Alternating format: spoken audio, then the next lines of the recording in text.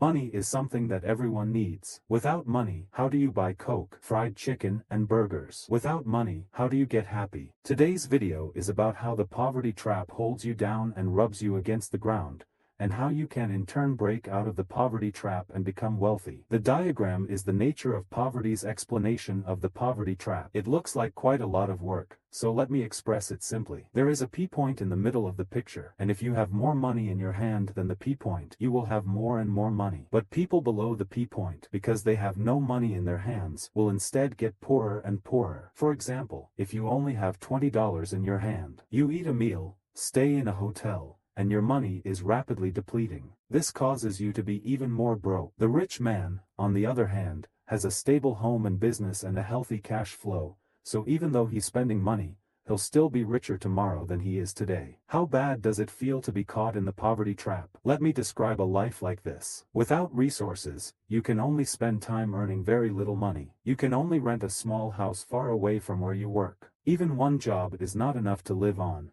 You need to put in more labor. Because you are very busy and very poor, there is no way to self-invest in your studies, resulting in a lower and lower income. You don't have insurance and take all the risks yourself. Get an illness and everything goes back to where it started. Life is stuck, finances are tight, and there is no hope. Maybe the only fun you have is games and videos. But we all have to believe that days like this are only temporary. The poverty trap is scary, but the purpose of this video is to keep you from falling into it. Regarding how much this P-point really is, I think it can at least pay for the money you can live in a stable shelter and eat for 2 months. Without this amount of money, you can only live in the wind. Without a stable shelter, you will not be able to find a stable job, thus slipping bit by bit into the poverty trap. In fact, people caught in the poverty trap will become more and more short-sighted in the way they spend their money. Many people think that when a person's income grows, he will first invest in himself, learn more and make more money. But in reality the opposite is true,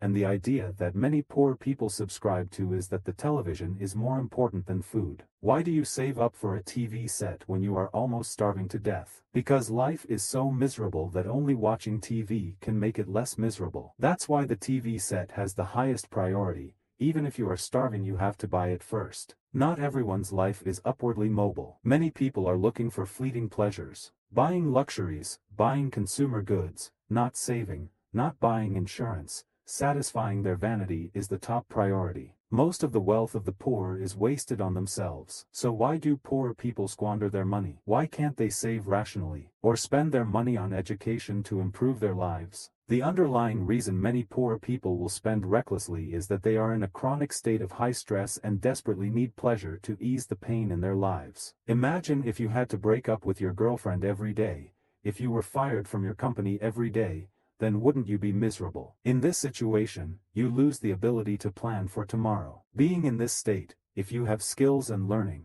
you might be able to maintain a minimum life-sustaining income. But without skills, you're likely to slowly fall into the poverty trap. Next, let me talk about the average person's favorite place to spend their money. Luxury goods. Actually, what you think of as luxuries are not really luxuries. The luxuries that really rich people talk about are rare and weird things. Maybe it's an asset, maybe it's a piece of land, maybe it's rare paintings and antique artifacts. But anything that can be produced on a large scale is not called luxury. In reality, these things sell for so much only because you are caught in a thinking trap. The real cost of ordinary luxury goods is not the style, nor the craftsmanship, nor the material, but the rent of the store, the cost of the designer, the placement fee of the advertisement and the labor cost of the global brand management. No matter what the item is, the businessmen can glorify it for you as, if you buy this item, you can be happy. So if ordinary people want to live a happy life, the most important thing is to touch fewer luxuries,